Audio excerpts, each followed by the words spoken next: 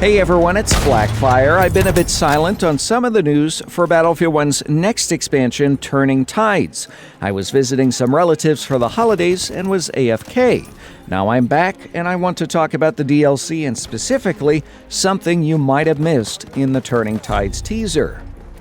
The first chunk of the teaser features some familiar maps like the St. Quentin Scar and Saritzen, but we also see Entente forces on a landing craft, and they're buzzed by an aircraft we only see for a few frames. This is significant because it's not an aircraft that currently exists in Battlefield 1, nor has it been announced. Judging from the shape of the craft, it's a flying boat. Previous concept art for Battlefield 1's Turning Tides DLC showcased a Loner L flying boat. However, the Loner L model had a single engine, and the one that appears in the trailer has two. The aircraft silhouette appears very similar to the Felixstowe series of Seaplane, which were used extensively for patrolling and anti-submarine warfare. If I had to hazard a guess, I'd say it's an F-2A, but that's only speculation. The F-2A was generally equipped with 4 machine gun positions, one in the nose, 2 amidships, and 1 in the tail position.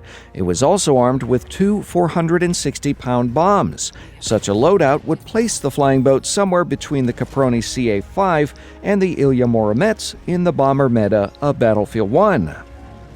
Where the inclusion of a Felixstowe flying boat gets really interesting is one of the experimental weapons used on later models. The Davis gun was the first recoilless gun adopted for military service, intended for use as an anti-Zeppelin or anti-submarine weapon. Developed by the United States, the preeminent version fired a 3-inch shell, while another charge was fired in the opposite direction to neutralize recoil. A Lewis gun was mounted on top of the weapon to assist with targeting and could also be used as an offensive or defensive weapon. Such a mechanic would be fun for a front gunner in Battlefield 1, being able to switch between a large projectile weapon and a machine gun on the fly. If added, it's also likely the Davis gun would be useful for countering the new L-class destroyer. It's not clear if the aircraft would actually be able to land in the water in Battlefield 1, but it would seem silly to have a flying boat that couldn't actually, boat. It would definitely be fun to pick up friendly soldiers stranded out in the water. It's also not clear if we'll be able to use the seaplane on other appropriate maps like Albion or Foul Fortress. Again, this is all speculation, but with the aircraft's appearance in the official trailer, I think it's safe to say we're getting the Felixstowe flying boat with Turning Tides. It also makes me wonder what else DICE has up their sleeve for the DLC.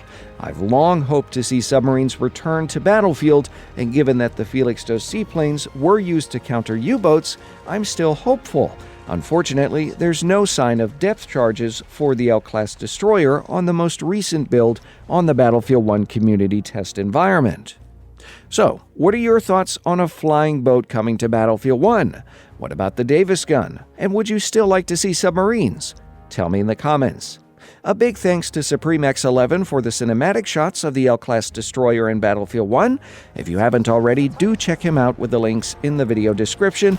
The majority of my thumbnail images are courtesy of him, and he is a great part of the community.